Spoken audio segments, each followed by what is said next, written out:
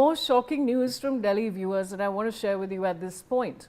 A 28-year-old newlywed woman has died under mysterious circumstances, triggering a police investigation into possible foul play.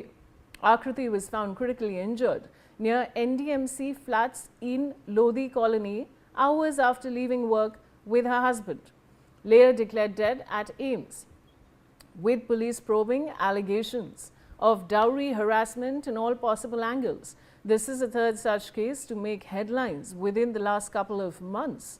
The death of 33-year-old Swisha Sharma in Bhopal and 22-year-old Deepika Nagar in Greater Noida, coming on the heels of each other, had sparked national outrage. Now, in a significant new development in the Akriti murder case, Augustika has been named as an accused or suspect. Augustika is a sister of Arastu Sikka, who was arrested earlier in connection with the case. Police sources revealed that the victim Akriti had first met Arastu through Augustika. The two women, Augustika and Akriti, were school friends. This revelation has added a new dimension to the investigation. And I have my colleague Bhavna Sisodia joining me with the latest updates live from New Delhi. Bhavna, जो latest जानकारी है वो क्या बता सकते हैं? देखिए, मैं आपको बता दूं, कहीं ना कहीं आकृति की मौत जो है उसको लेकर अब तमाम सवाल जो है वो खड़े होते हुए नजर आ रहे हैं। क्योंकि अगर बात की जाए 4 जुलाई को, तो जहां पर आकृति का शव मिला था, आखिरकार वो जगह किसकी थी, सबसे बड़ा सवाल जो है वो ये खड़ा होता हुआ नजर आ रहा है। क्योंकि अगर आकृति के ससुराल की बात की जाए तो आकृति जो है पुष्प विहार में रहती थी अपने ससुर और पति के साथ, और वहीं आकृति के अगर मायके की बात की जाए तो उसका पेरेंटल हाउस जो है वो संगम विहार में है। तो आखिरकार सवाल ये खड़ा होता है कि जहां पर आकृति की मृत्यु हुई वो जगह किसकी थी। कहीं ना कहीं इस एंगल को लेकर भी अब जो है पुलिस जांच में जुटी हुई है। बताया जा रहा है कि वो फ्लैट खाली था, और अगर वो फ्लैट खाली था तो आकृति आखिरकार लोधी कॉलोनी पहुंची कैसे। तो तमाम सवाल जो है अब वो खड़े होते हुए नजर आ रहे हैं। मैं आपको बता दूं कि परिवार का साफ तौर पे आरोप है कि आकृति की जो है हत्या की गई है। चूंकि अगर बात की जाए तो अरस्तु जो है वो काम नहीं करता था। शादी के समय जब आकृति के लिए लड़के देखने की बात शुरू हुई थी तो कहीं ना कहीं आकृति ने अरस्तु के बारे में परिवार में बताया, और परिवार जो है अरस्तु को लेकर नाराज होता हुआ नजर आ रहा था। परिवार का कहना था कि जब अरस्तु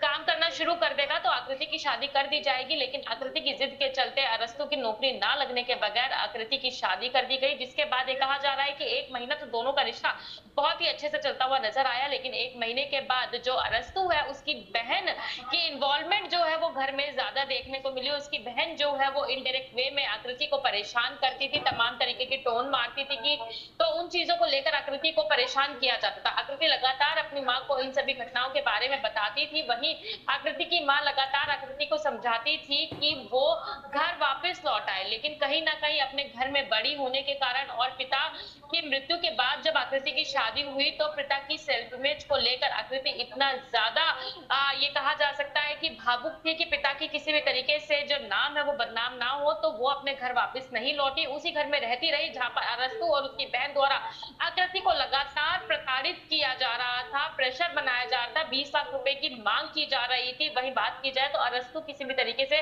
काम नहीं करता था। वो लगातार ये बोलता था कि वो वर्क फ्रॉम होम करता है, लेकिन अरस्तु जो है वो काम नहीं करता था।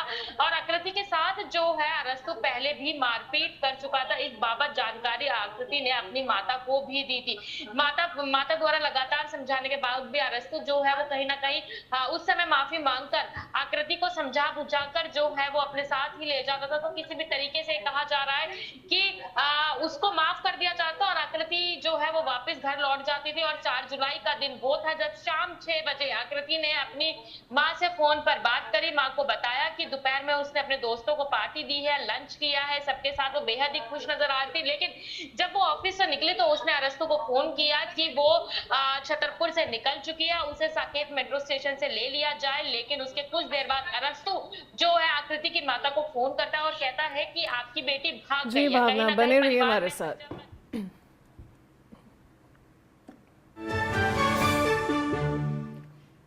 You know, viewers, it's really